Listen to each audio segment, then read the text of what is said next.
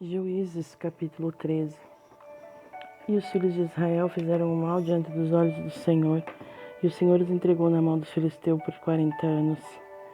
E havia um certo homem de Zorá, da família dos Danitas, cujo nome era Manoá, e a sua esposa era estéril e não dava à luz. E o anjo do Senhor apareceu para a mulher e lhe disse: Eis que agora tu és estéril e não dá à luz, mas conceberás e dará à luz a um filho. Agora, portanto, guarda-te, rogo-te, e não bebas vinho, nem bebida forte, e não comas nenhuma coisa impura, pois eis que conceberás e darás à luz a um filho, e nenhuma navalha passará sobre a sua cabeça, porquanto a criança será um nazireu para Deus, Deus de o ventre. E ele começará a libertar Israel das mãos dos filisteus. Então a mulher veio e contou ao seu marido, dizendo: Um homem de Deus veio a mim, e a sua aparência era como a aparência de um anjo de Deus, muito terrível. Mas eu não lhe perguntei de onde ele era, tampouco ele me disse o seu nome. Mas ele me disse: Eis que conceberás e darás à luz um filho, e agora não bebas vinho nem bebida forte, tampouco comas nada impuro, porquanto a criança será um nazireu para Deus desde o ventre até o dia da sua morte. Então Manoá suplicou ao Senhor e disse: Ó Senhor meu, permita que o homem de Deus que enviaste venha novamente a nós e nos ensine o que devemos fazer à criança que haverá de nascer. E Deus atentou para a voz de Manoá, e o anjo de Deus veio novamente à mulher, enquanto ela estava sentada no campo. Mas Manoá, seu marido, não estava com ela. E a mulher se apressou e correu e mostrou ao seu marido e lhe disse: Eis que o homem que veio até mim no outro dia me apareceu. E Manoá se levantou e foi após a sua esposa e veio até o homem e lhe disse: És tu o homem que falou com a mulher? E ele disse: Sou eu. Manoá disse: Ora, que as tuas palavras se cumpram. Como devemos encaminhar a criança e como devemos proceder com ela? E o anjo do Senhor disse a Manoá: De tudo o que eu disse à mulher, que ela se guarde. Ela não deve comer qualquer coisa que venha da videira, nem a deixe beber vinho ou bebida forte, tampouco comer qualquer coisa impura. Tudo o que lhe ordenei que ela observe. E Manoá disse ao anjo do Senhor: Rogo-te, permito que te detenhamos até que tenhamos preparado um cabrito para ti. E o anjo do Senhor disse a Manoá: Mesmo que me detenhas, não comerei do teu pão, e se quiseres oferecer uma oferta queimada, deves oferecê-la ao Senhor, porque Manoá não sabia que ele era um anjo do Senhor. E Manoá disse ao anjo do Senhor: Qual é o teu nome, para que quando os teus dizeres vierem a se cumprir, possamos te prestar honra? E o anjo do Senhor lhe disse: Por que perguntas o meu nome, vendo que é secreto? Assim Manoá tomou um cabrito com uma oferta de alimento e a ofereceu sobre uma rocha ao Senhor, e o anjo agiu maravilhosamente. E Manoá e sua esposa observavam. Pois sucedeu que, quando a chama subiu do altar em direção ao céu, o anjo do Senhor ascendeu do altar na chama. E Manoá e sua esposa olharam e caíram sobre a sua face em terra. Mas o anjo do Senhor não apareceu mais a Manoá e sua esposa. Então Manoá soube que era um anjo do Senhor. E Manoá disse à sua esposa: Certamente morreremos, porque vimos Deus. Porém sua esposa lhe disse: Se agradasse ao Senhor nos matar, ele não teria recebido uma oferta queimada e uma oferta de alimento das nossas mãos, nem teria nos mostrado todas essas coisas. Tampouco nos teria dito neste dia coisas como estas. E a mulher deu à luz um filho, e lhe deu o nome Sansão, e a criança cresceu, e o Senhor o abençoou. E o Espírito do Senhor começou a movê-lo por vezes no campo de Dan, entre Zorá e Estaol. Juízes capítulo 14.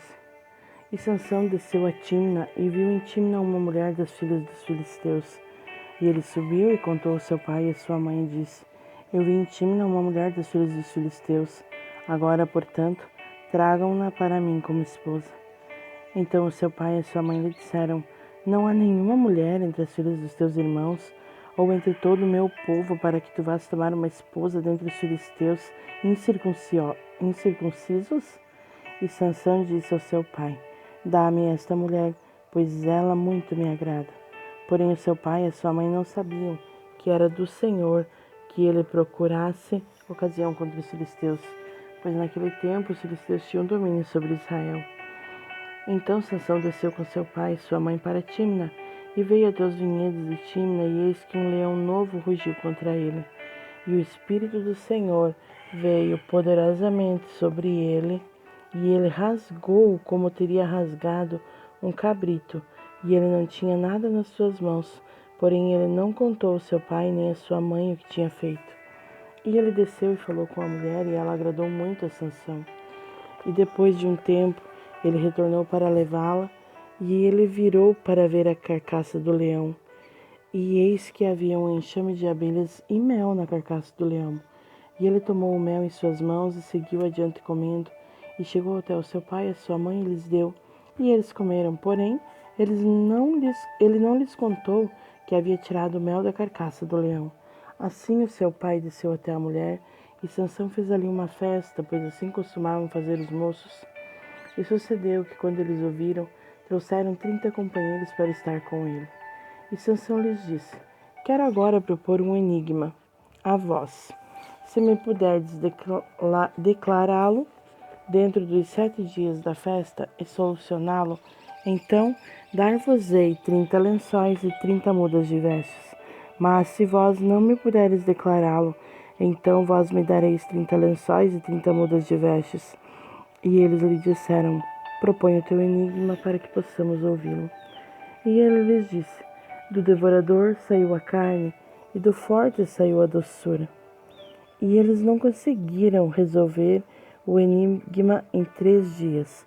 E sucedeu que no 7º dia eles disseram à esposa de Sansão: Seduz o teu marido para que ele possa nos declarar o enigma, para que não queimemos a ti e a casa de teu pai com fogo. Chamaste-nos aqui para tirar de nós o que temos? Não é assim? E a mulher de Sansão chorou diante dele e disse: Tu só me odeias e não me amas, pois propuseste um enigma aos filhos do meu povo e não mo revelaste. E ele disse: Eu não o contei nem ao meu pai, nem à minha mãe. Devo contá-lo a ti? E ela chorou diante dele os 7 dias, enquanto a festa durou.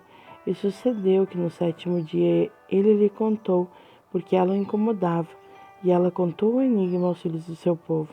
E os homens da cidade lhe disseram no 7º dia, antes de o sol se pôr: O que mais doce do que o mel? E o que é mais forte do que um leão?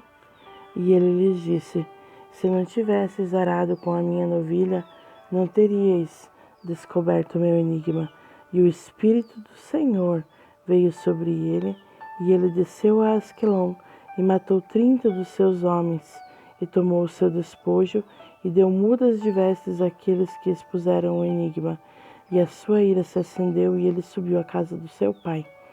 Porém, a esposa de Sansão fora entregue ao seu companheiro, o qual ele tinha por seu amigo. Juízes capítulo 15. Porém sucedeu que tempos depois, na época da colheita do trigo, Sansão visitou a sua esposa com um cabrito, e ele disse: Entrarei a minha esposa dentro da câmara. Porém o seu pai não permitiu que ele entrasse.